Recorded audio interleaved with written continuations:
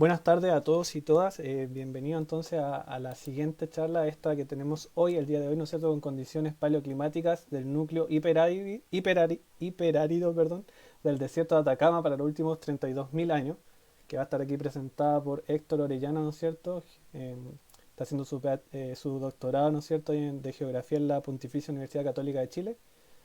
Y los dejo entonces con él. Voy a abrir ahora a compartirles para que veamos entonces la charla del día de hoy. ¿Qué tal, Héctor? ¿Ya estamos entonces aquí? ¿Cómo estás?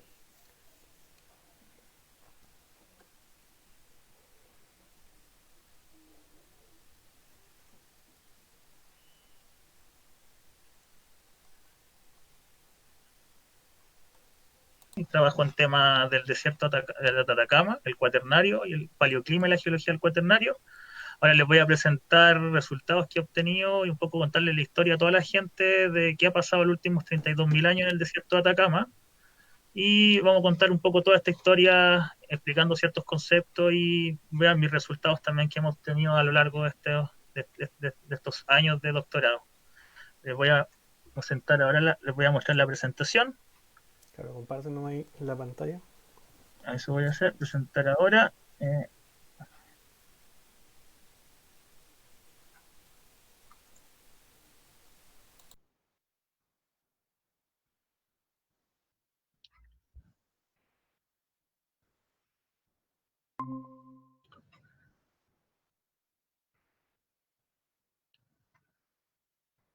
¿Se ve la presentación?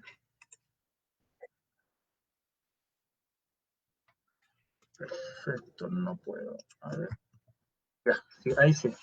Bueno, perfecto. Bueno, ahí está el título: Condiciones paleoclimáticas del núcleo hiperárido del desierto de Atacama para los últimos 32.000 años. Ahí dejo mi correo y ahí para si me quieren seguir, estoy creando un proyecto de educación también de ciencia de la Tierra que se llama Geociencia Chile. Ahí pueden seguirme en Instagram, estamos subiendo información, difusión y también fotos de algunos terrenos y cosas interesantes para todas las personas. Bueno, para adentrarnos y entender un poco cómo ha ido cambiando el desierto de Atacama, porque aquí vamos a ver que el desierto no siempre ha sido tan hiperárido el último tiempo, el último año, hay que partir entendiendo un poco la historia más atrás de cómo ha influido también el altiplano para llegar al desierto. Hay que entender un poco que antiguamente, yo sé que hay gente que ha tenido la suerte y la fortuna de conocer el Salar de Uyuni, que es el salar más grande del mundo, súper gigante. Y yo creo que muchos de ustedes no tienen ni idea ni se imaginan, o sea, no llevan a sorpresa al darse cuenta y enterarse de que en los últimos 80.000 años hubo lagos gigantes en el desierto. Si ustedes ven, por ejemplo, ven esta figura que es de la autora Plasek del año 2013, todo este, vamos a poner no sé si se ve el dibujito o el puntero láser, este sector que se ve aquí marcado, digamos que estoy señalando más o menos, sería lo que sería el actual Salar de Uyuni. Imagínense que hace 17.000 años atrás, 18.000 años atrás, llovía tanto en el altiplano boliviano, tanto en este sector, que se llegó a generar un lago tan gigante como pueden ver todo esto azul. Si bordeamos todo ese entorno, podrán ver que casi todo Bolivia prácticamente, y parte de Chile, porque aquí está la cordillera de los Andes, prácticamente estábamos cubiertos por un enorme lago. También podemos ver otros lagos menores que hubo. Por ejemplo, estos lagos han tenido distintos nombres y fases a lo largo del altiplano. Por ejemplo, la extensión más larga se llamaba fase Tauca, que entre los 18.000 y los 14.000 años aproximadamente, que es este lago de color azul. Tenemos la fase Coipasa, que es este color como celeste, digamos, que el lago que está acá, que entre los 13.000, 12.000 años hasta los 11.000, es una fase de un lago. Y así vemos otras fases que, por ejemplo, la Oki, que es cerca, como ven acá, aquí vemos un gráfico donde se ve el área de superficie que cubrió el paleolago y los años en 1.000 años, perdón. Por ejemplo, acá tenemos la fase Oki, que es este lago morado gigante, que pueden ver que es casi tan grande como el Tauca, que es entre los 100 y 120.000 años, y así vemos una cantidad de ciclos. Y para hacerse una idea de manera, digamos, como ver un perfil, si se imaginan, si el lago Titicaca que está por acá, acá vemos la depresión, vemos dónde estaría el lago. Esto es lo que es actualmente el Salar de Uyuni. Imagínense, esto es el altiplano boliviano, imagínense que en su extensión máxima, que sería esta fauceta Tauca, vemos que el lago llegó tan alto que mire cómo cubrió toda la cuenca, casi que conectó con el Titicaca. O sea, imagínense 140 metros más alto de lo que está hoy el Salar de Uyuni, en lo que se llegó a formar el lago en esa época. Ahora, ¿cuál es lo importante de eso? Si se generaron esos efectos en el altiplano, ¿qué pasó en Chile? ¿Y qué pasó en el desierto?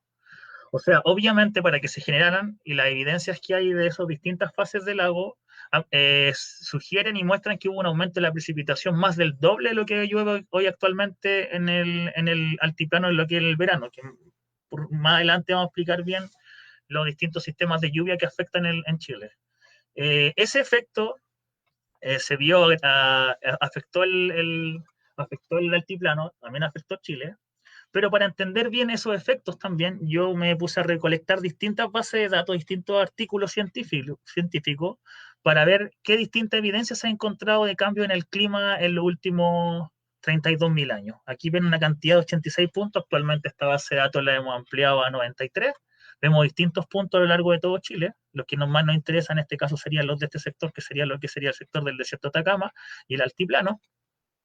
Y para ir viendo y entendiendo estos cambios en la historia, vamos a entender cómo fue cambiando la humedad y el clima en el desierto de Atacama. Partiendo, como pueden ver acá, en los 32.000 años hay alguna evidencia, por lo menos lo que sería el altiplano, de evidencias de periodos secos. Estos registros, ¿qué quieren demostrar?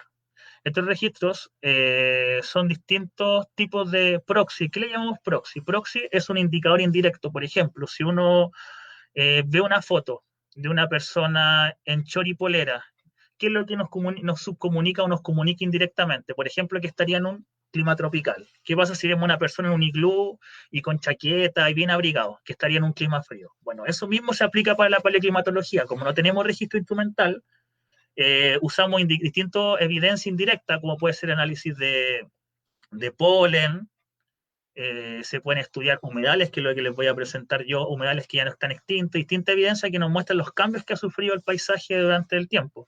Acá vemos, por ejemplo, algunos registros que nos señalan periodos de aridez. Aquí vemos la escala. La escala 0 es cuando el autor habla y nos quiere demostrar o señalar que las condiciones le interpreta como similares a las condiciones actuales. El verde nos muestra que las condiciones las encuentra muy húmedas, y dos, cuando las encuentra ya demasiado húmeda, un cambio demasiado del clima. Y lo mismo para los colores amarillo y rojo. Amarillo es que las condiciones fueron más áridas, más secas que las actualmente, y dos, cuando ya fueron extremadamente áridas. Ahora, ¿por qué, por ejemplo, en este caso vemos condiciones más áridas? Porque, por ejemplo, cuando les mostré la evidencia del lago, no hay evidencia a la fecha de que durante los 32.000 años haya habido una fase de lago, sino que el altiplano, digamos, la cuenca estaba mucho más seca de lo que está hoy en día. En los 21.000 años, que es el periodo que es famoso, no sé si mucha gente ha visto, digamos, hoy en día la era del hielo, o todos hemos escuchado de las famosas edades del hielo, estos glaciares gigantes que cubrían, que a todo esto cubrieron en Chile gran parte, este periodo que se llama el último máximo glacial, que se aproxima bueno, a los 21.000 años. En el sur de Chile, casi toda la Patagonia, hasta pasado Chiloé, digamos hasta cerca del lago Yanquihue, todo eso estaba cubierto por un glaciar gigante, todo eso cubría Chile. Prácticamente todo Chile, toda esa parte del sur de Chile estaba cubierto por hielo. Y lo que ustedes ven hoy día, que son los campos hielo, campo hielo norte y campo hielo sur, solamente serían remanentes, evidencia de remanentes que quedan de esa gran expresión, de esa expresión de glaciaciones. Pero ¿qué pasó en ese tiempo hacia el desierto de Atacama, hacia la cordillera de los Andes? La evidencia sugiere, si bien aquí vemos algunos colores que son asociados a aridez y otra humedad, lo que sugiere en ese periodo es que las condiciones fueron un poquito más, tendencia levemente más húmedas que hoy en día. La evidencia se sustenta en que justo en ese periodo también se han encontrado evidencias de glaciaciones en la alta cordillera, y también se han encontrado el fin de una fase también que se llama el lago Saji, que cuando estuvo este gran periodo de precipitación en el altiplano, se generó un gran lago que se llamaba Saji, que era mucho más pequeño que el Tauca, que es esta gran fase que encontramos, y que terminó alrededor de los 21.000 años. Entonces algunos registros estarían señalando este fin de este periodo y otros estarían ya mostrando el fin de ese periodo de humedad. Ahora acá vemos otro registro que sugieren cambios ya de aridez y humedad por lo mismo, porque están señalando, digamos, algunos estarían señalando probablemente este periodo más húmedo asociado asociado con estas precipitaciones, aumento de la precipitación de verano asociado a esta fase que es coetánea con esa fase del lago Saxby, o ya a este periodo más seco que se detecta. A los 17.000 años, aquí vemos mucho más registros, vemos que generalmente casi todos los registros sugieren condiciones muy húmedas. Eso más adelante quiero explicar por qué, y eso también es porque en cierta medida coincide también con esta gran fase de este lago, de este mayor lago que hubo en el altiplano, que es la fase Tauca, y la mayoría de los registros estarían enseñando ese tipo de evidencia. A los 14.000 ya empezamos a ver más colores de tono ya cercano a amarillo, verde, es porque en esta fase es justo la fase culmine de esta gran fase, de este gran paleolago Tauca, y se genera una pequeña fase de aridez hasta antes de una nueva fase húmeda que se generó en el altiplano y en los Andes, que es la fase conocida como Coipasa, que es otro lago que hubo en esa época. Y ya a los 9.500 años, que ya entramos en lo que nosotros llamamos el periodo Holoceno, que empieza a los 11.700 años, ya vemos condiciones hacia colores más amarillos, y hay un cambio, porque ya entramos en este periodo de glaciaciones, digamos, este periodo más húmedo, que como vemos nosotros en las figuras, que se ve más expresado los 17.000, un periodo húmedo, a este periodo más actual digamos, de más condiciones, más cercanas a las actuales, digamos, ya no tan un periodo tan húmedo. Ahora, para entender cómo este registro, esta evidencia nos sugiere, y vemos que la mayoría de estos registros están centrados, digamos, casi en la cordillera de los Andes, en el altiplano, y acá, bueno, en el semiárido, que se le llama Chile Central, vemos notoriamente que en todas las fases, por ejemplo, muestro aquí también, la mayoría de estos registros casi no cubren esta zona, que sería lo que se llama el núcleo hiperario, el desierto de Atacama, la parte más árida que tiene, que más adelante vamos a explicar bien. Entonces, como vemos evidencia de distintos cambios a distintas edades, nos preguntamos qué pasó en el desierto. Vemos que la mayoría de los registros no están más hacia la costa o hacia la parte alta. Entonces, y por eso nosotros para estudiar eso, lo primero que hicimos también es ver que esa misma evidencia habla que en el caso de Chile, o en los Andes centrales sur, toda esta parte norte de Chile, entre los 18 y 27 grados, o sea, entre aquí donde empieza Chile y hasta terminando la región de Atacama, por aquí, estas condiciones húmedas que se evidencian en Bolivia, también los distintos registros, como los vemos aquí vemos un resumen de algunos distintos registros que se han estudiado para entender el clima a lo largo de Chile. Aquí ven las latitudes. También coinciden y muestran fases más húmedas. Estos cuadros, espero que se vea bien, de color más plomo, marca lo que sería la fase Tauca, que es el lago que les nombré, que está aquí entre los 18.1 kiloaños o 1000 años a los 14.100, y la fase Coipasa, y vemos que coincide casi con todos los registros de los Andes centrales de que hay hacia el lado chileno, digamos, de periodos más húmedos que los actuales. Aquí vemos Laguna Miscante, los 23, que es una muestra que se sacó en fondo del lago, Salar de Punta Negra, son estudios de humedales que ya no existen, palihumedales, y vemos que eso, y esas fases se le llamaron eventos CAPES. ¿Qué son los CAPES? Son los eventos pluviales de los Andes centrales, que se han dividido en dos grandes fases. La fase 1, que es la coincidente, coetánea con el fase Tauca, que sería entre los 17.5 y 14.2 mil años, esos K es kiloaños, y el KP2 es en la fase de 13.8 a 9.7 kiloaños, que sería coetáneo con la fase Coipasa. Ahora, si esta evidencia nos muestra eso, nosotros empezamos a pensar ya, ahora, ¿qué pasó en el desierto mismo? En la parte más árida que tenemos, en lo que nosotros, cuando uno habla del desierto de Atacama y se imagina Marte, este núcleo hiperárico, que ahí lo vamos a mostrar. Entonces, nosotros nos preguntamos, ahora, para entender eso, y también preguntamos cómo funciona el clima hoy en día, porque para entender el clima pasado hay que entender el presente. Y de manera, digamos, bien general, en Chile básicamente hay dos sistemas que operan. Hay un tercero que opera, que aporta cierto grado de precipitación, que sería la neblina. La gente que ha tenido la suerte de ver neblina, o suerte para algunos, mala suerte para otros, me refiero, ese es un sistema que sigamos, es muy menor lo que aporta, pero hay dos grandes sistemas importantes. Uno es cuando todos escuchamos a diario, de hecho los que estamos en Chile Central tuvimos recientemente unas precipitaciones, no fueron muy intensas.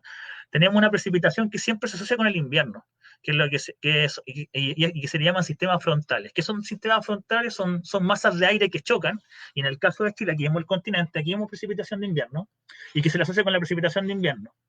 Esta precipitación viene de este sector, del suroeste del Pacífico, y el que entra el que afecta a toda esta zona. Como vemos aquí en esta escala, vemos distintos promedios de precipitaciones anuales, y vemos los rangos. Ahí vemos que hacia el sur se va aumentando la precipitación. Ahora, ¿por qué la precipitación no llega más al norte también en este aspecto? Es porque aquí juega el rol importante este elemento, que es el anticiclón del Pacífico Sur. Yo creo que muchos lo hemos escuchado. Y lo que pasa es que cuando está en invierno, el anticiclón, el anticiclón se maneja en torno aproximadamente la latitud 30, 29, entonces este anticiclón es el que permite que haya buen tiempo. Por eso en esta zona, si ustedes ven por acá, en torno a los 30 grados aproximadamente, 27 hacia adelante, o el semiárido que llueve poco, que es este sector de acá, vemos que casi no hay lluvias, porque lo que hace el anticiclón, que es una alta presión, cuando llega, llega a estos sistemas frontales, que son lluvias de varios días, pueden ser de varios días, como el sentido antihorario por la misma Tierra, en el hemisferio norte el sistema gira horario y por el mismo efecto que genera la rotación de la Tierra y los vientos giran en sentido antihorario. Cuando llegan a estos sistemas frontales, el anticiclón lo que hace, lo advecta, se los lleva, digamos. Entonces no permite que penetren, digamos, estos sistemas frontales hacia más al norte. Por eso precipita poco hacia el norte. Ahora, a veces algunas que se llaman bajas segregadas logran penetrar y hacen que precipite, por ejemplo, más hacia el norte. Ahora, ¿qué pasa en el verano? En el verano se genera el otro importante mecanismo, el sistema que afecta las precipitaciones, que se llama, mal llamado invierno boliviano, que en verdad son esas lluvias son lluvias de verano, que se generan, ¿por qué? Porque en este sector, esta es la cuenca del Chaco, el sector de acá, se genera una baja presión, siempre se mueven de una alta a una baja presión, entonces esto hace que todo esto, o sea, estos vientos, y hay un viento y humedad aquí en el Atlántico y acá en el Amazonas, es llevado este viento, como si vemos aquí el láser, a esta zona, y aquí se genera un efecto convectivo que va haciendo ascender y se genera una alta presión, que genera lo mismo que esto, el anticiclón del Pacífico, una alta presión, que se llama alta boliviana. Esta alta boliviana lo que hace, también genera digamos, este espiral con el viento, advecta, mueve esta humedad, esta precipitación y la lleva a estos sectores. Entonces permite que precipite, digamos, esta zona norte que es el altiplano. Ahora, ¿qué pasa con el sur? Digamos, con la zona, con el anticiclón del Pacífico y estos sistemas frontales. Sistemas frontales no llegan más al norte, si bien acá ven el color de aquí, este color de lluvia, ven que en el sector sur sigue precipitando, versus acá se ve que la precipitación es de 0 a 25 milímetros promedio, casi escasa, por no decir nada, sobre todo hacia el desierto, es porque este mismo anticiclón del Pacífico Sur durante el verano por estos cambios de temperatura y todo, y digamos que durante el verano desplaza hacia su vórtice, digamos, en torno a los 33 grados. Entonces, no, el efecto que genera de no permitir que los sistemas frontales penetren se desplaza más hacia el sur, entonces no deja que los sistemas frontales lleguen más al norte. Por eso tenemos mejor tiempo en el verano que en el invierno.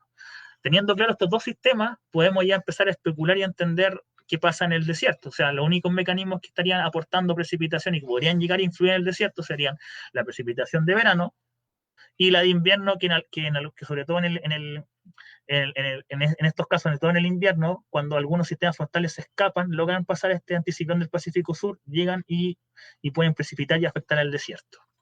Teniendo claro eso, yo me pongo, ya ahora podemos entender qué pasó los últimos 32.000 años. Bueno, para entender el desierto, como le había comentado, el desierto se divide en grandes zonas. Una es la cordillera de la costa, como vemos acá, la cordillera de los Andes, y entre medio de la cordillera de los Andes y la costa está lo que denominamos la depresión central, y que eso sería lo que se entiende por el núcleo hiperárido, o sea que sería lo más árido, cuando hablamos del desierto, lo más árido sería esta zona que va en el caso chileno, porque el desierto se expande hasta Perú, entre, digamos, el límite de Chile, Norte de Arica, hasta el torno a los 27 grados, que es donde se acaba la depresión central. ¿Por qué no sigue más allá la depresión central? En parte es por el tema de que justo acá hay unas dorsales, unas cordilleras de la de Juan Fernández, que influyen en la subducción, que es el famoso que generan cuando hablamos de los terremotos y todo. Entonces el ángulo de subducción que se genera no permite, la explicación que se da es que no permite y se genera esta configuración especial de que hasta ahí llegue la depresión central y no prosiga más hacia el sur, digamos.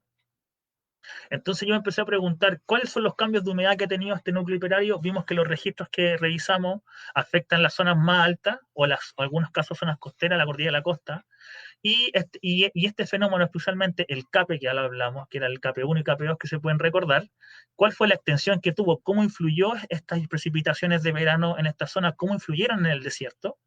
Y también evaluar en cierta medida, hay una cierta discusión también que se habla de que el CAPE 1, que hubo entre los 17.000 y los 14.100 años, básicamente tiene mucho aporte de humedad de esta zona del altiplano, genera esta precipitación de verano, pero también hay una precipitación de verano que logra atraer humedad de lo que sería esta región, la región del Chaco, que se le llama, que es de Argentina, Paraguay, esa zona también, entonces se cree que también se ha discutido que quizás el CAPE 2, que fue un evento más chico y coetáneo con este lago Coipasa, que fue más chico que el Tauca, en el lago boliviano, puede haber tenido una fuente de humedad de este sector.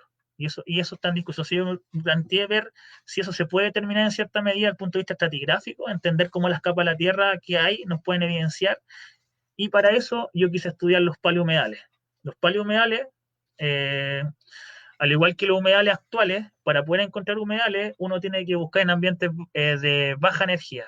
Si hoy en día vemos humedales, los que están en la costa o los que están en el altiplano, que le llamamos bofedales, están en ambientes donde aguas son someras, donde no corre, digamos, agua tan recta como en la alta cuenca. Entonces, eso nosotros en Ciencia de la Tierra le llamamos ambientes de baja energía. Entonces, yo busqué esta evidencia en el desierto, me fui un mes a recorrer acá, busqué ciertas quebradas donde hubiera evidencia de ambientes de baja energía, donde se viera que hayan cierta, en el caso nosotros le llamamos abanicos aluviales, depósitos que han sido transportados por el agua, que se note que sean ambientes de baja energía, donde el agua que haya pasado no sea tan fuerte, hay evidencias de quebradas para poder ver los cortes y buscar evidencias, por ejemplo, de material orgánico, suelos que evidencian marcas de raíces, que evidencian que hubo condiciones húmedas, agua, para que se hayan formado humedales. Aquí es un ejemplo, más adelante vamos a explicarlo cómo se interpreta y cómo se ven. Esto es una evidencia de humedales, los colores blancos siempre son asociados a humedales, los negros a la materia orgánica. Ahora, para entender la interpretación, cómo interpretar la evidencia de un paleohumedal, hay que entender el modelo a nivel de base aluvial, el cual consiste en que una fase húmeda, esta fase húmeda está asociada a un nivel regional, o sea, cuando hay un aumento de agua, en este caso precipitación, en las partes altas de la cuenca a nivel regional, eso contribuye a un aumento del nivel freático. Y el nivel freático, cuando aumenta el nivel freático, ahí también ocurre agradación en el desierto. Se ha demostrado. ¿Qué agradación? Que empieza a haber, digamos, una acumulación constante del mismo material sedimentario, digamos, el mismo material que arrastra el agua y todo este sedimento, como se ve acá. O sea, se empezó a ver un periodo húmedo, el nivel de agua aumentó, por lo tanto el agua llegó mucho más arriba, las plantas en el desierto lograron llegar a colonizar plantas, el agua en algunos casos sobrepasó lo que sería, por ejemplo, en el caso de una quebrada que es tan seca, estaría viendo agua fluyendo, o el agua cercana a eso, entonces las plantas tienen sus raíces y pueden tomar agua, y empieza a haber agradación en el sistema, acumulación de sedimento.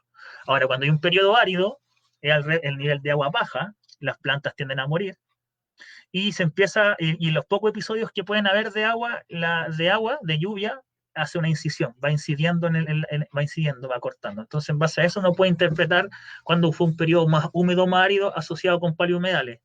Y eso es lo que vamos a mostrar y entender cómo eso nos muestran evidencias de cambios de condiciones climáticas en el desierto de Atacama.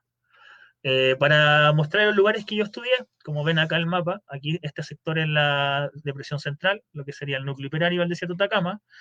Tengo estos 4 puntos, esto es la Pampa Alta Marugal, el 2 es Agua Verde, que está justo en el límite donde empieza el núcleo hiperárido, y el 1, si bien estaría dentro de lo que sería la cordillera de la costa, no en el estricto rigor en el núcleo hiperario del desierto de Atacama, ¿por qué lo consideramos? Como vimos anteriormente, la metodología del nivel de base aluvial tiene que ver con todo con el aumento regional del agua, digamos, y si vemos esta figura, no sé si no tiene mucha calidad gráfica, pido la disculpa del caso, vemos que esta es la quebrada Pan de Azúcar, que continúa, de hecho, llega hasta la costa.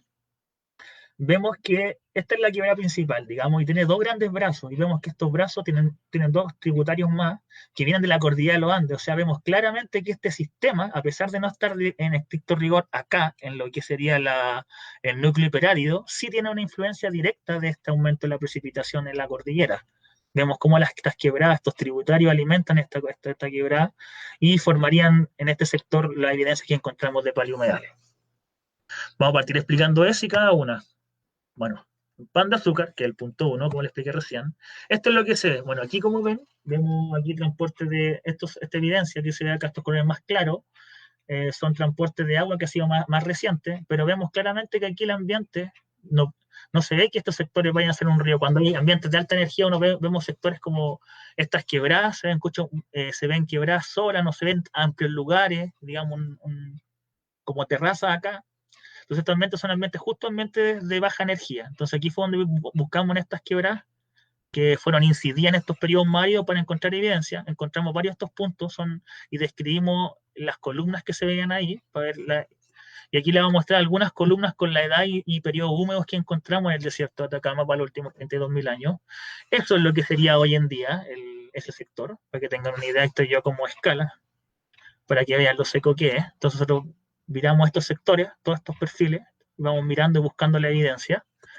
Y así fue como, por ejemplo, en este caso, describimos. Aquí les voy a explicar cómo se hace esto. Nosotros en Ciencias de la Tierra usamos lo que le llamamos las columnas sedimentarias o estratigráficas. Entonces nosotros vamos describiendo, vamos tomando medida a cada capa que cambia de color, que es distinta y que tiene distinto también sedimentos. Sedimentos como por ejemplo cuando uno deja algún mueble, algo en la casa o en cualquier lado sin limpiar mucho tiempo, se empieza a ver una capita como de tierra, de polvo y ya. Eso con el tiempo se va acumulando y va formando distintas capas. Entonces cada capa de distinto color y todo, y las estructuras que puedan adentro nos explican distintos procesos que pueden estar ocurriendo. Nosotros para describir eso, medimos cada una de estas capas, en este caso eran 3,5 metros, empezamos a describir cada capa, ver qué granulometría, cuál es el tamaño de granos que tenían, y aquí estas columnas se dibujan partimos desde el grano más fino, que serían las arcillas, por ejemplo, muchos hemos escuchado hablar de las arcillas cuando se hacen artesanía y todo, después vienen los limos cuando hemos estado y vemos como un polvillo que cae cuando hay viento y todo este polvillo, son como los limos, y ya tenemos la arena como la arena de playa, y arena más fina, más gruesa,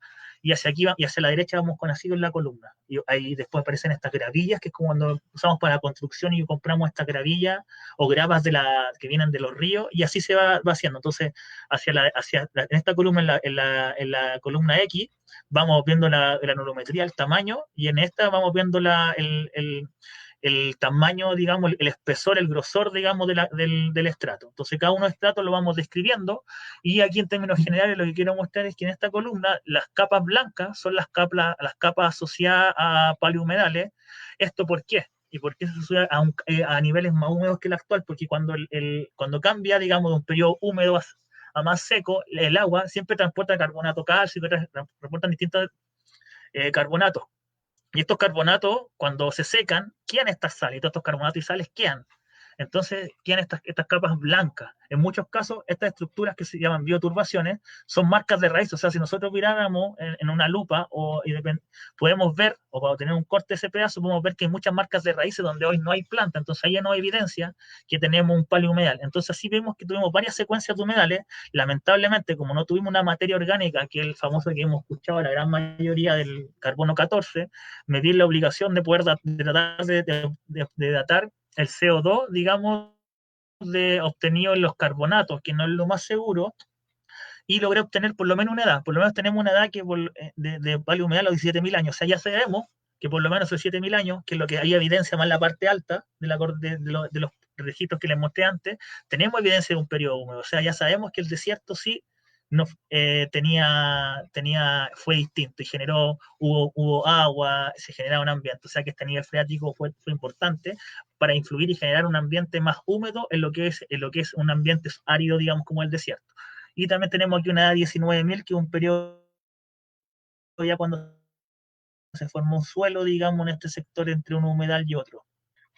Tenemos otro, voy a mostrar, por ejemplo, aquí, y en este tuvimos la fortuna de tener la base, más profundo, es casi cercano a 5 metros, o sea, entre más profundidad o mayor antigüedad, y nos encontramos con que la capa más antigua, que es un paleohumedal, tendría una edad de 39.000 años. O sea, ya tenemos evidencia que por lo menos en los 40.000 años había una alternancia entre fase húmeda y árida en el desierto de Atacama. Ahora también otra evidencia de que nos habla de que estos sectores eran húmedos y corría agua permanentemente, o que había agua, digamos, era el caso de las diatomeas. Las diatomeas, si yo me puse una foto, las diatomeas son algas como celulares, que uno puede ver al microscopio, y nos hablan de que había dejan una sílice, que es lo que da evidencia, y nos muestran, nos sugieren que había agua. O sea, hoy no hay por dónde. O sea, si vemos esto, parece Si vemos acá el techo de lo que es la columna, vemos son depósitos evaporíticos. ¿Qué le llamamos depósitos evaporíticos? Son depósitos cuando las sales que quedan, a esas sales, cuando esos depósitos se van, porque evaporan, evaporíticos. Entonces aquí vemos que hay un cambio, porque todo esto es una alternancia entre periodo húmedo y árido. Esta es una columna dibujada en otro programa. Y después aparece todo este depósito evaporítico que nos habla de condiciones mucho más áridas que las que hubo en esos periodos. Entonces ya sabemos que por último tenemos los 40.000 años, casi los 40.000 años, una alternancia entre de fase húmeda, y también tenemos evidencia de diatomea en esto. O sea que hubo cuerpos de agua en una quebrada que hoy no hay nada. Ahora, ¿cómo sería ese paleo-humedal? Uno también se puede preguntar. Y tenemos la misma quebrada, casi llegando a la costa, en ese sector, por suerte, supone que hay un sector que pasa una falla, y tenemos la fortuna de que tenemos ese pequeño sector donde corre agua y está formado un paleohumedal, o un humedal, porque son actuales. Y ahí podemos comparar cómo ha sido hace 40.000 años, 17.000 años, ese sector en el desierto, en esa parte. Aquí vemos, es lo que se le llama el análogo moderno, comparar con la actualidad. Aquí vemos uno, así de haber sido esos paleohumedales. Una quebrada, mucho pasto, agua, el nivel es que corría más agua que otra, esto blanco precipitaciones de sales, que es lo que se evidencia, y también mucho animal y todo, que aquí no sé en la foto, pero andan animal y todo, porque estos ambientes tienen ideales son verdaderos oasis en el desierto. Entonces ya tenemos una idea de cómo era el humedal en esa época, ¿ya? Y aquí lo daté, por lo menos aquí tenemos una edad de casi 700 años, de todo ese sedimento que se ve ahí, tenemos 700 años. Ahora, en Agua Verde, que es el punto 2, aquí tenemos varios sitios también que vamos a mostrarle algunos. Así es hoy actualmente Agua Verde cerca de Taltal. Claramente el desierto hiperario, Marte prácticamente. Y vamos a describir. Por ejemplo, aquí encontramos otra fase húmeda, pero aquí a diferencia de encontrar aquí tenemos un paleohumedal, una capa de carbonato blanca con muchas bioturbaciones. No logré obtener edades, pero sí sabemos que bajo esto tenemos unas calquetas, que son unas capas, unas rocas de carbonato que están asociadas a origen freático, o sea que el agua estuvo ahí, o sea, el nivel de agua estuvo tan alto que generó un nivel de roca, un clasto, digamos, de carbonato. Entonces ya tenemos que por lo menos tenemos una edad de 47.000, o sea, imagínense, encontramos un periodo húmedo mucho más antiguo de lo que estamos tratando de estudiar, de 47.000 años, casi 48.000 años, y tenemos uno en el techo, que aquí no se ve, que acá está la foto, otra capa de agua, de carbonato, digamos, de nivel freático, de 33.000 años. O sea, tenemos un humedal que está entre ese rango de edad, no sabemos. O sea, ya sabemos que por lo menos en ese sector, entre los 33.000 y los 47.000 años, hubo periodo húmedo, estas calcretas, y tendríamos evidencia de un paleohumedal, que nos hablan de un ambiente totalmente que no es el que está hoy en día. Otra vez, tenemos aquí otro estudio, aquí otro corte, otra descripción. Y aquí en la superficie nosotros datamos esto que nosotros llamamos tufa. La tufa es parecido al travertino, que es como una roca sedimentaria, una roca básicamente que se formó, está asociada, la tufa, a diferencia del travertino, está asociada con el agua también, y también está asociada con aspectos biológicos. A veces hay marcas que dan evidencia digamos, de raíces pueden haber y cosas de ese tipo. Y esto nos evidencia en que este era un ambiente también asociado con el agua, y ese tiene una edad de 15.000 años. O sea, teníamos tendiendo una evidencia de que por lo menos a los 15.000 años tendríamos un periodo húmedo. Aquí tenemos otras edades, pero digamos son carbonatos más aislados, que no nos pueden asegurar 100% que eran ambientes de agua freática o paleohumedales, pero nos dan una idea de la edad que tiene esta columna estratigráfica. Pero por lo menos sabemos que hay por lo menos un periodo de 15.000 años donde había agua. O sea, todo esto coincidente con el que sería el KP1 que nombramos anteriormente. Y también nos encontramos con la sorpresa de encontrar arqueología. Mientras uno va buscando y prospectando y describiendo, nos encontramos con distintos material lítico que le llaman en arqueología, distintas materialidades. Y si vemos las rocas y el ambiente de ahí, muchas rocas no pertenecen al sector, o sea, son traídas de otro lado. Obviamente aquí habla de que el humano, no sabemos la edad, se desplazó por estos ambientes. Ahora, si supiéramos y tuviéramos edades más cercanas a los 10.000 años, 12.000 años, que es la evidencia que se tiene de presencia humana en el norte de Chile, podríamos incluso hasta especular que estos humanos podían haber usado estos ambientes más húmedos, de mayor precipitación, de mayor humedad, porque se formaron paleohumedales y había fauna disponible para poder cazar y todo. Ahora, en el sector de la Pampa Alta Marugal, la Pampa Alta Marugal es gigante, es como todo este sector, casi desde Iquique hasta acá, hay un gran acuífero, una cantidad de agua subterránea, por si acaso, para que se hagan una idea. Bueno, lo que hemos estudiado, nosotros para estudiar y prospectar este sector, ¿qué hicimos? Vimos la carta geológica, si ven aquí colores más blancos, son transportes de agua y sedimento más actual, pero todo este color como más oscuro, más negro, son sedimentos asociados justo a estos periodos que estamos estudiando de ambientes más húmedos que en el desierto. Entonces me puse a prospectar todos estos ambientes hasta llegar hasta acá, acá, acá, acá, acá y hacia el norte. Y la carta geológica también nos muestra que esos colores están asociados a esos periodos están asociados a edades pleistocénicas, que es lo que estamos buscando, a todas estas edades cercanas, digamos, a los periodos, los 32.000 años, 20.000, 17.000 años que estábamos buscando nosotros, para entender estos cambios y cómo afectó estos periodos más húmedos del altiplano que hubo en ese periodo, cómo fue el desierto. Y ahí viene una muestra de cómo es actualmente. O sea, miren el paisaje, o sea, netamente un desierto como tal, digamos, desierto absoluto que se denomina, que sería como el núcleo hiperario. Y nosotros ahí empezamos a buscar evidencia de cómo era el paisaje antes. Aquí tenemos unos registros más en la zona que les mostré recién, más al sur, más intermedio, digamos, y más al norte. El más al norte, ¿qué nos encontramos? Nos encontramos con evidencia de prosopis, estos tamarú, que es esta planta que ven acá, estos árboles, que son árboles que llegan su agua a niveles más freáticos, pero en sectores donde ya el nivel freático es tan bajo, estas plantas ya no llegan, a pesar de que sus raíces son súper profundas. Entonces nosotros encontramos evidencia de material, como ven acá, material fósil, porque fósil se entiende por fósil cuando tiene 10.000 años o más antigüedad, desde ahí se considera ya fósil, ese es como el consenso que hay. Y encontramos material de plantas, de árboles, de prosopis, que actualmente hay vivo en algunos sectores donde se sabe que está aflorando el agua en la capa freática, pero en general el agua ha bajado mucho últimamente.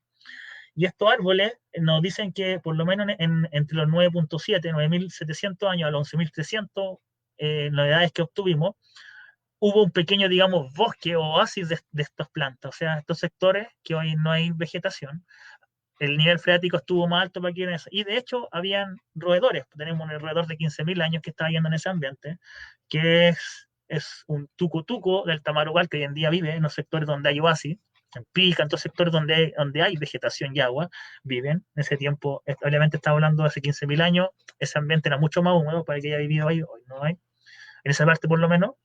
Y es lo que científicamente se llaman los Ctenomys fulvus.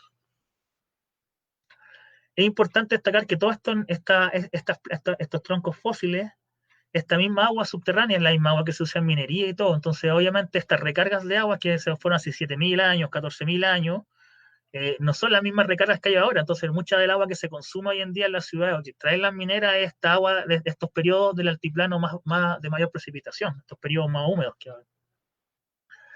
Ahora, más hacia el sur, en lo que era este sector, que es la Huayca, nos encontramos con que sí había humedales. De hecho, encontramos evidencia de un humedal estos blancos, como les expliqué, estas capas de carbonato asociadas. No logramos tener dataciones, pero sabemos que la capa antes de la capa actual, que es la capa del periodo Mario, del desierto Atacama actual, encontramos un humedal con una edad de 10.700 años. O sea, ya sabemos que en este sector el nivel del agua subterránea fue mucho más alto y albergó humedales por lo menos hasta entrado a los 10.700 años y después ya se secó y vino todo este ambiente desértico actual. Más al sur, en estos sectores, son 3 puntos que voy a mostrar a grandes rasgos, en el UA2, que le llamamos por el curso de Guatacondo, estos sectores también, aquí se ve una evidencia más de un paleohumedal. Aquí vemos todos estos carbonatos, estos colores blancos y vemos todo esto que parecen raíces. Todas estas son marcas de raíces, son bioturbaciones que dejan las raíces, evidencia de que hayan planta y todo un ambiente distinto. Aquí, si bien parece una madera, fueron reemplazadas por minerales, entonces no es madera que podía haber servido para datar.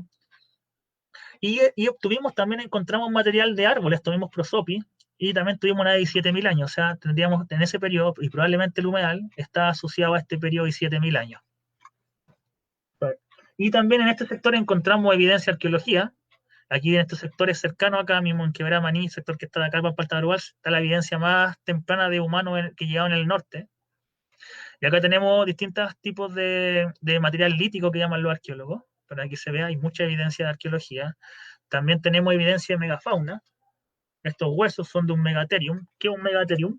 Ahí podemos ver, es una persona, 1,80 m, esa es la escala, es un perezoso. Imagínense, en este sector del desierto vivían perezosos. Y para que tengan una idea cómo sería el animal, sería como esto. Ahora, es importante que en estos sectores también encontramos huesos de camélido y otros tipos de huesos. Estos huesos apareció in situ digamos, en este afloramiento, este sector. Y nosotros datamos y encontramos evidencia de que también había agua de humedal. Encontramos caracoles, conchas de caracol dulceacuícola que viven en ambientes de agua, y la edad que nos dio 16.000 años. Y esto está como metido dentro de esta capa, o sea, por lo menos asumimos que esta fauna y probablemente la megafauna estaría asociada a este periodo húmedo en torno a los 16.000-7.000 años, que sería el KP1. O sea, ahora, tenemos aquí más evidencia. Por ejemplo, encontramos también fecas de roedor. Se supone que es un ratón chico, que en ese sector no se ha encontrado evidencia de ese roedor hasta la fecha que haya vivido, y que tiene una edad de 9.600 años. O sea, las condiciones que generaban esos ambientes, habían árboles, habían ambientes de roedores que hoy no existen. Y más encima, en este caso, esta especie de ratón no se ha identificado en esta zona, no se ha encontrado de que haya vivido en la distribución de la especie. Y lo otro, nosotros seguimos viendo. ¿Se acuerdan que le dije que el color más oscuro es lo que íbamos viendo? Llegamos más acá, entrado a lo que este sector sería un gran salar de Yamara. Y también hay estudios del CERN Gemín que estuvieron recientemente, y Pfeiffer también estudió este sector. Y siguiendo un poco las evidencias que ya han encontrado y siguiendo también esta misma prospección, nos encontramos también con estas mismas conchitas. Aquí vemos un afloramiento que le llamamos nosotros. Estos colores blancos que te hablan de colores más de carbonato asociados a estos ambientes de paleohumedales.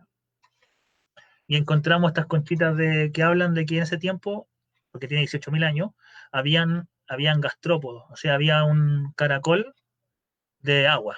O sea, ya no habla que el ambiente cambió rotundamente. Y también encontramos ostrácodos, que son pequeños crustáceos que miden como medio milímetro. O sea, hay que verlos casi con lupa o microscopio también, que eran crustáceos. Entonces ahí ya te habla de que ese ambiente era un gran. Entonces, antes de ser llamar a ser un salar como tal, hubo un ambiente de humedal o de un lago somero que le llaman, que es casi como un parche de agua y todo eso. Entonces ya sabemos que antes de ser un salar, en este caso, Yamara fue un ambiente de un gran paleohumedal o un lago bien somero, con gastrópodos, con crustáceos y quién sabe qué otra fauna más también. Ahora, ¿cuáles son lo que concluimos de estos cambios, de esto? A pesar de que eran los últimos 32.000 años, si bien se acuerdan que encontramos un periodo bien húmedo en Agua Verde, que Agua Verde a los 47.800 años, que justo en torno a los 25 grados, como está marcada esta línea roja. Entonces, y los registros, hay otro registro, un grado más al norte, a los 24 por acá, en Agua Blanca, cercana a la edad de 47.000 años, que es 46.9, y sabemos que en ese periodo hubo un lago en el altiplano que se llamaba Incahuasi entre los 46 y 47 años, un paleolago, donde hoy está el Salar de Uyuni y todo eso. Entonces nosotros creemos que este periodo de húmedo de precipitación de verano por lo menos fue tan intenso que por lo menos dejó evidencia de ese periodo húmedo, esa precipitación de verano, que logró formar ambientes mucho más húmedos que en la actualidad, hasta la altura de los 25 grados, por lo menos. Y que sería asociado con ese mismo periodo que se formó este paleolago del Incahuasi, en torno a ese periodo. O sea, tendríamos un aumento de la precipitación de verano por lo menos hasta estos grados, hasta los 25 tenemos evidencia. ¿Qué pasó después? En los 32 ya entramos como en lo que queríamos estar estudiando. En el mismo Agua Verde encontramos una calqueta de 33.000 años, y en la Quebrada del Chaco, que es un estudio que se hizo de polen en madrigueras de ratones, digamos fósiles, también encontraron evidencia de un periodo más húmedo, porque ahí estudian las plantas que tiene la madriguera, y la madriguera muestra plantas de un ambiente de pisos altitudinales más altos, donde la vegetación, como se sabe aquí, llueve más hacia la cordillera, va lloviendo más. Entonces te encuentras vegetación que vive en ambientes de más baja altitud, siendo que actualmente se encuentran en sectores más altos. Entonces interpretamos un periodo húmedo en torno a 33.000 años, y la misma Agua Verde, la Quebrada del Chaco es una quebrada que es tributaria de Agua Verde, así que eso es importante. Entonces, por lo menos sabemos, y proponen, por de acuerdo a la vegetación que ellos estudiaron, que por lo menos la precipitación de invierno, ¿se acuerdan? Nos explicamos los mecanismos al principio. Por lo menos la precipitación de invierno a los 33.000 años fue importante, que incluso llegó a tener influencia hasta los 25 grados, por lo menos. Y tenemos el famoso periodo de los 17.000 años, que es el periodo que este gran periodo húmedo del gran lago en el altiplano del Tauca. Tenemos evidencia de este periodo CAPE, en Quebrada Pan de Azúcar, que es a los 26 grados. A los 17.000 tenemos en Agua Verde una tufa que se acuerdan en torno a los 15.000. Y tenemos evidencia acá en el norte de humedales y bosque y megafauna en torno entre los 17 a los 15.000 años. Y también tenemos, y Y por otro lado, también tenemos en el Salar de Yamara un registro de un ambiente distinto, mucho más húmedo que ahora en el desierto, que un ambiente de un gran humedal o un lago somero, que le quieren llamar algunos, en torno a los 18.000, 19.000 años. Y aquí nos queda la duda, si el CAPE siempre se ha propuesto que iba hasta los 7.500 años, probablemente este periodo fue un periodo, el CAPE se extendió, fue más intenso de lo que se cree, fue partido antes, o quizás este periodo estaría asociado a este periodo del último máximo glacial, que fue el lago Incahuasi, que se formó en el altiplano boliviano. Ahí está la duda. Y también, entonces, este periodo fue tan intenso, por lo menos lo registramos aquí, que incluso a los 30 grados, hoy un autor Riquelme y Aguilar, proponen que quizá el CAPE fue tan intenso que pudiera haber afectado hasta la latitud 30. O sea, imagínense cómo ha sido la precipitación de verano, que por lo menos tenemos certeza que hasta, o yo propongo que por mi evidencia, que hasta los 26 se encuentra evidencia de este periodo húmedo, que incluso puede haber llegado acá. Por eso le puse el signo de pregunta. Y también tenemos que en el CAPE2, que es ese famoso periodo asociado con el COIPASA, tenemos evidencia, por lo menos en Pampa del Tamarugal, tenemos evidencia de humedales y de arqueología en torno al, la arqueología la puse, pero no es la fecha, por si acaso de humedales, entre los 11.000 y los 9.700 años. O sea, tenemos evidencia de que el KP2 fue un periodo importante en esta latitud. En Agua Verde no encontramos. La evidencia actualmente se ha encontrado que en torno a los 25 grados hay evidencia de KP2 de este periodo más húmedo, pero son las zonas altas. Entonces, lo que se puede pensar o discutir de esto es que probablemente este periodo más húmedo, asociado a este periodo o denominado KP2 o asociado con la fase coipasa del altiplano, no fue lo suficientemente tan fuerte, se sabe que fue más intensa que la otra fase KP1, para poder generar un efecto en el desierto, por lo menos hasta en latitudes. Sin latitudes más cercanas a los 20 grados encontramos evidencia, incluso a los 22, pero a los 25, 26 grados no encontramos evidencia de que haya habido ese periodo, digamos, ese periodo. Y eso es todo.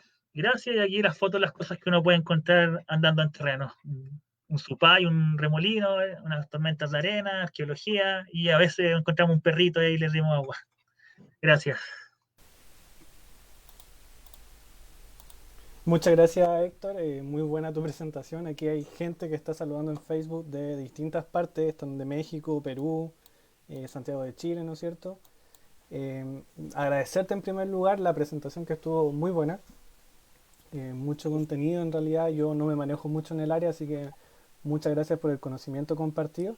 Y vamos entonces a dejar espacio igual a las personas que están mirando. Hay más de 40 personas aquí en Facebook viendo la transmisión. Dejarle, si tienen consultas sobre tu presentación, que la hagan llegar. Y bueno, Nacha también dice saludos, Héctor, dice acá viendo de Nueva Zelanda. Mándale Entonces saludos. hay varias, y ahí saluda a la Nacha, entonces el Héctor. Entonces hay varias personas de distintos lugares que han estado mirando y viendo tu presentación, y de hecho te felicito en algunos. Y bueno, dice, muy interesante charla, está diciendo Sofía, y Gabriel ahí de Santiago también dejando sus comentarios. Gracias a todos. Entonces dejar ahí el espacio a si hay personas que tengan consultas, la hagan llegar, que te consulten nomás, si es que tuvieran alguna duda en específico de tu presentación. Y yo me quedé un poco perdido, no sé si me puede aclarar esto cuando hablaste del KP1, que se podría extender, ¿Sí? dijiste, eso es parte de tu estudio, ¿no? Tu estudio tú calculaste esa Sí, edad de sí, 17 o 18 mil, más o menos.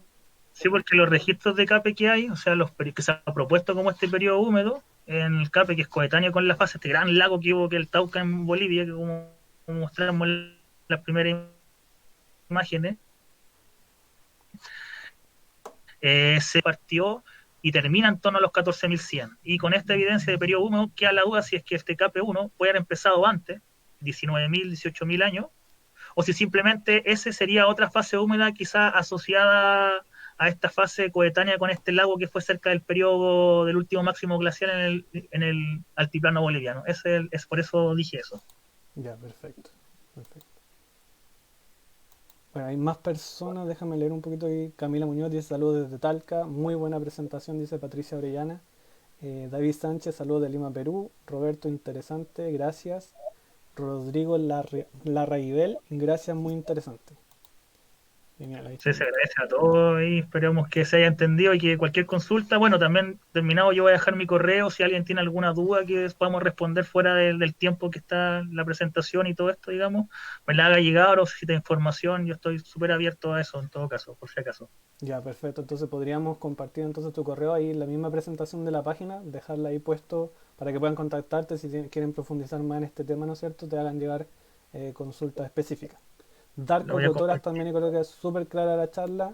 Muchas gracias. Pone ahí el Darko. Bueno, gracias también a Darko y a todas las personas. Ahí voy a compartir, díganme si se ve, ahí dejé la portada para que si a alguien le interesa anotar el correo o seguirme en Claro, eso este mismo. Instagram que tenemos de Geociencia Chile para difundir todo este tipo de ciencia de la Tierra, estudios, ¿Lo puedes colocar charlas. más grande ahí? No sé colocar la presentación porque se ve pequeño, creo. El correo. Ahí Ahí se ve. está, parece que sí, se ve un poquito más grande, claro. Dice orellac@gmail.com, ¿no es cierto? Sí. Ya, perfecto. Ahí está Geociencia Chile. Si quieren entonces seguir ahí la página, ahí para mayores consultas pueden hacerle llegar a Héctor. Abraham, espera, Natalia dice interesante, muy buena charla. Y Abraham, bueno, dice, aparte de los restos de polen encontrados en Quebrada Chaco, dice, ¿encontraste Sí. otras evidencias?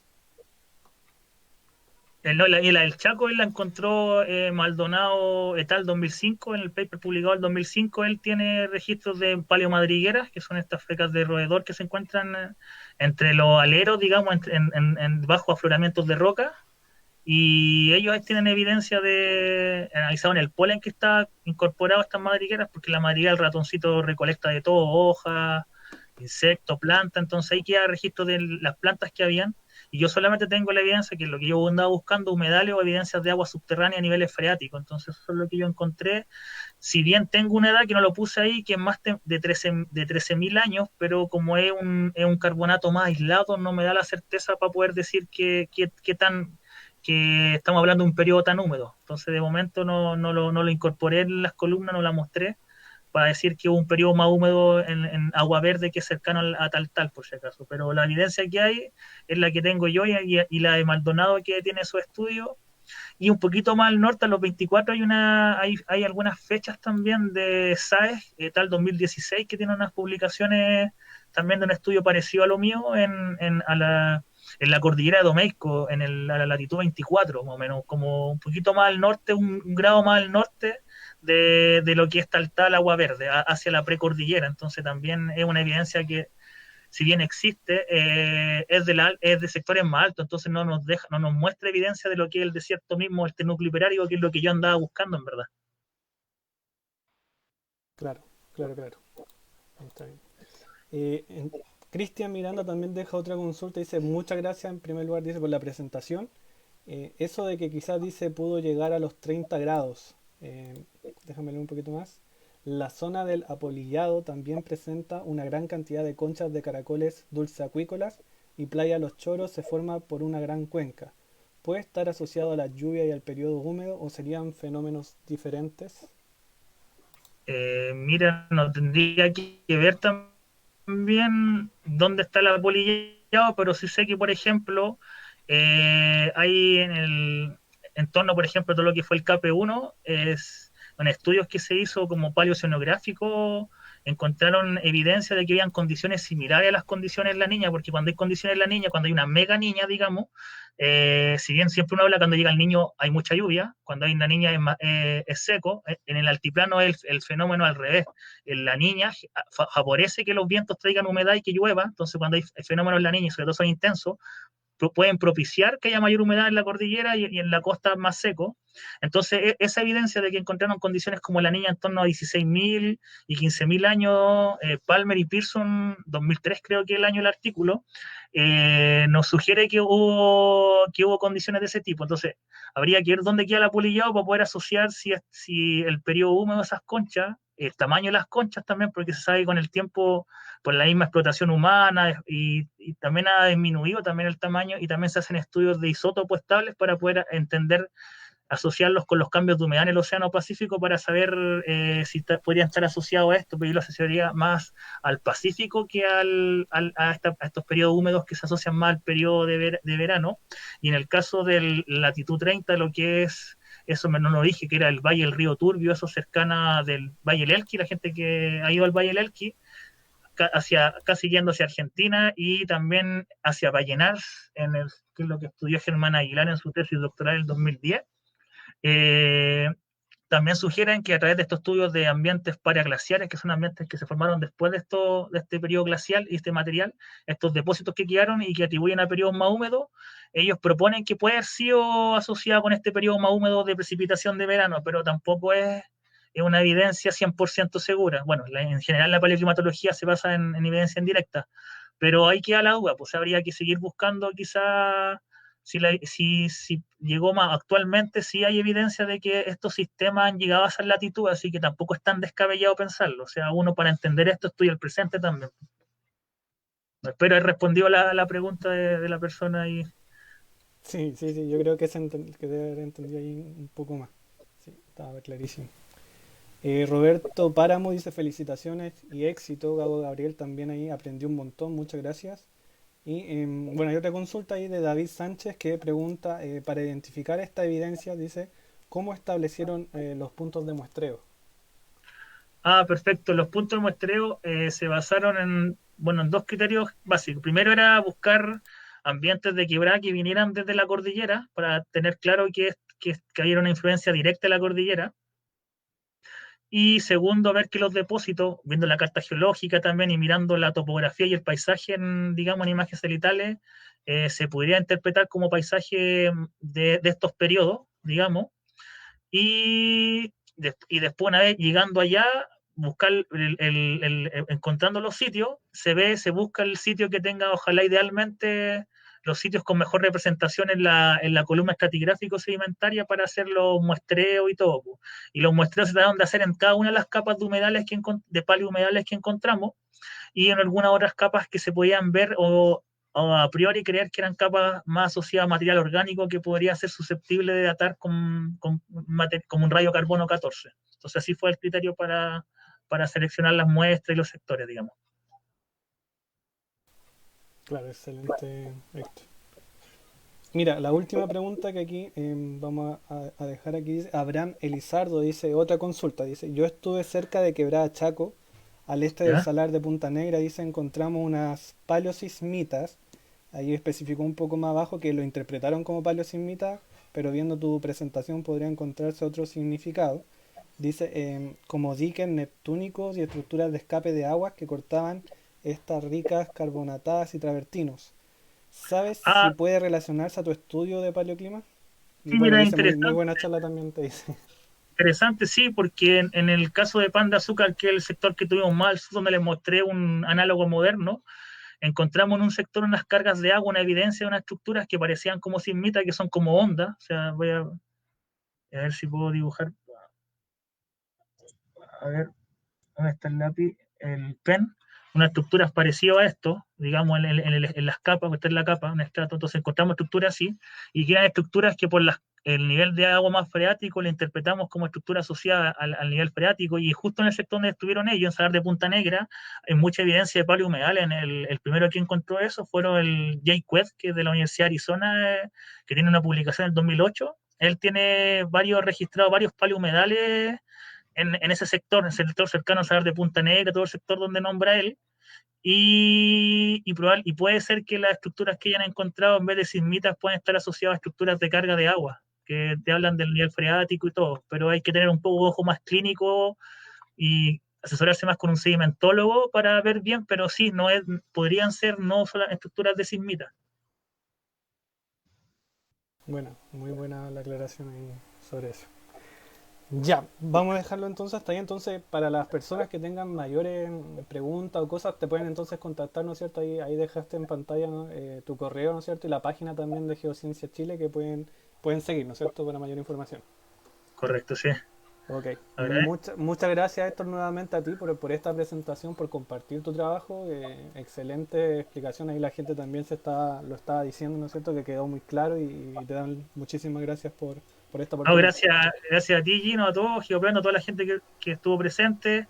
Bueno, a la Nacha y a Y a la Andrea también, que estuvimos trabajando en esto en conjunto, así que de hecho algunas columnas ahí usadas las hicieron ellas, así que darle el crédito a ellas también. Hemos trabajado en conjunto este tema también. Estamos interesados en el desierto y a seguir en esto nomás. Pues sí, gracias a todos.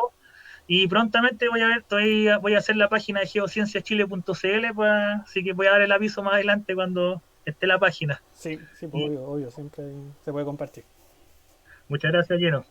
Ok. Déjenme, antes de despedir a Héctor, ahí, bueno, está su presentación, pasar el aviso que tenemos una próxima charla el día martes 9, si no me equivoco, martes 9 de junio, que es por un estudiante de geología de quinto año. Déjenme ver si es que encuentro aquí la información para dejarla bien claro.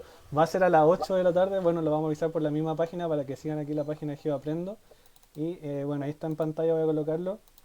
De minerales a joyas se llama la presentación del estudiante de quinto año de geología de la Universidad Mayor de Chile.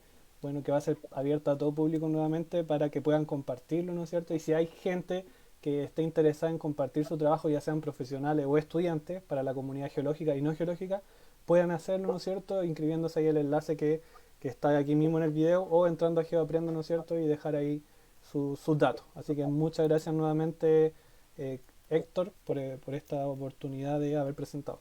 Eso. Gracias a ti, Lleno. Hasta luego, muchas Hasta gracias. luego, nos vemos. Nos vemos.